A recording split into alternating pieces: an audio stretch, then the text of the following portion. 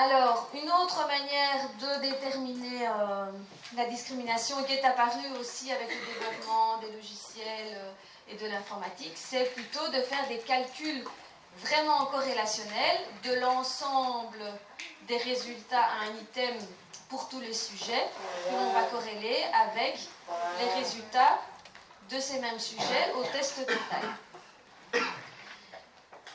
Et donc,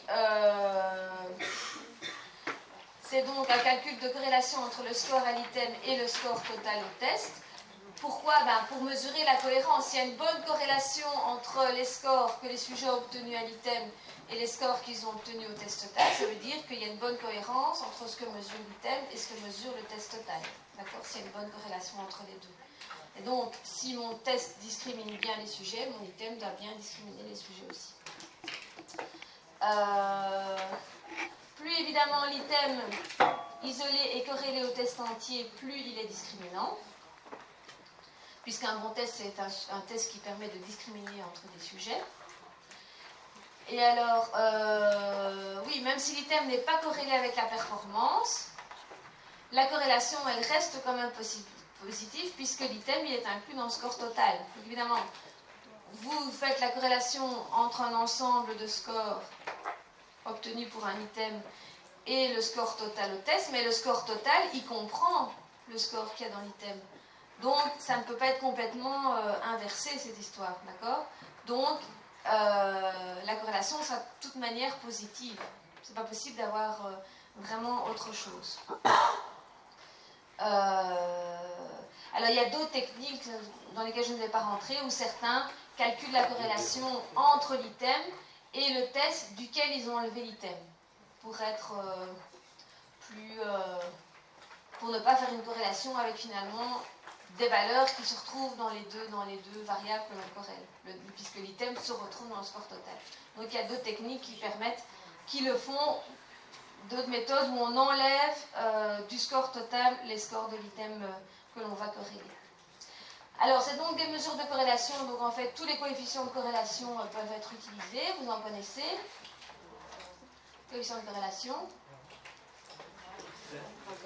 Vous connaissez Harvard et Pearson, je sais pas comment on dit. Donc là, c'est un coefficient de corrélation entre des variables continues, des variables métriques. Donc vous pouvez l'utiliser pour calculer la discrimination d'un item métrique et dans un test qui est calculé sur un score total qui est métrique aussi.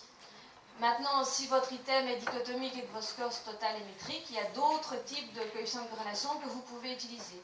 L'idée, c'est de toujours calculer une corrélation et d'utiliser le bon coefficient en fonction des échelles de l'item et du test dans son entier. Donc, vous voyez que si c'est métrique tous les deux, vous pouvez utiliser l'aire de Harvard et Pearson. C'est ordinal métrique ou ordinal ordinal. En fait, vous pouvez utiliser le rôle de Spearman. Le rôle de Spearman, ça vous dit quelque chose? Les années prépa, vous inquiétez pas, vous allez avoir une partie sur les corrélations, le charmé. Vous voyez qu'il y a aussi le R point bisériel et le R bisériel. Je crois que vous l'avez vu ça en dossier. Stade 2, apparemment. Ça vous dit plus rien. Enfin, soit, ce sont des coefficients de corrélation qui permettent de calculer des corrélations en fait entre soit une échelle dichotomique et une échelle métrique ou dichotomisée métrique. La différence entre dichotomique et dichotomisée, c'est un peu subtil. Dichotomique, c'est où il n'y a réellement que deux réponses, donc vrai, faux, oui, non, le genre garçon-fille.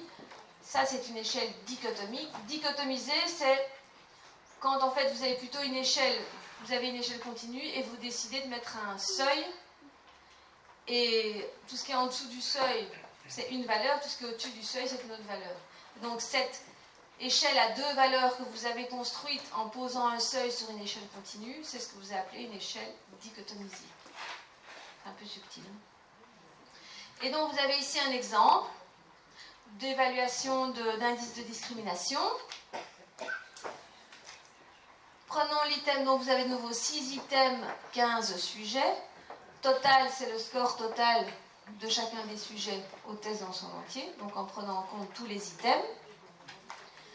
Vous pouvez faire la corrélation donc, entre l'item 1 et le score total. 0,75.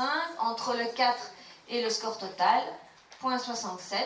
Donc vous voyez que le premier item a un indice de discrimination plus important que le quatrième. Il est plus en accord avec le score total que le quatrième. Je vous ai mis ici les valeurs de corrélation donc, de chaque item avec le score total.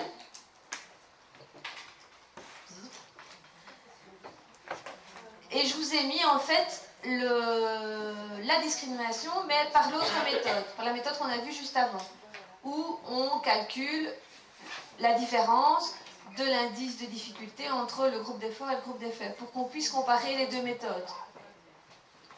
Et donc, vous voyez que l'indice de discrimination qui est ici, sur la ligne qui est là, il est assez proche finalement de la discrimination qu'on obtient par la méthode des corrélations entre l'item et test.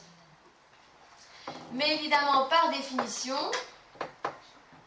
cet indice de discrimination, le D ici, il fait l'impasse sur 46% des données, puisque je ne considère que 54%, 27%. Donc, l'indice de discrimination, il fait l'impasse sur une partie des données et suppose un choix plus ou moins arbitraire des données à laisser de côté. Parce qu'en gros, c'est vrai qu'on classe les sujets, mais vous avez vu tout à l'heure qu'il y a des sujets que j'ai mis en dehors du groupe, mais ils avaient le même rang qu'un sujet qui était à l'intérieur, parce qu'il faut bien à un moment donné, je mette une limite. Donc on a un choix un peu arbitraire à ce niveau-là. Par contre, on voit que le coefficient de corrélation prend en compte l'intégralité des mesures. Donc quand c'est possible d'utiliser la méthode avec un coefficient de corrélation, donc quand un logiciel est disponible et qu'il y a moyen de faire ces coefficients de corrélation, il vaut mieux passer par la méthode de corrélation entre l'item et le test entier que par la méthode de l'indice de discrimination. Ok, je vais vite terminer parce que j'ai plus beaucoup de slides. Il m'en reste 2. Sur les 2 autres outils qui sont la fiabilité et la validité de l'item.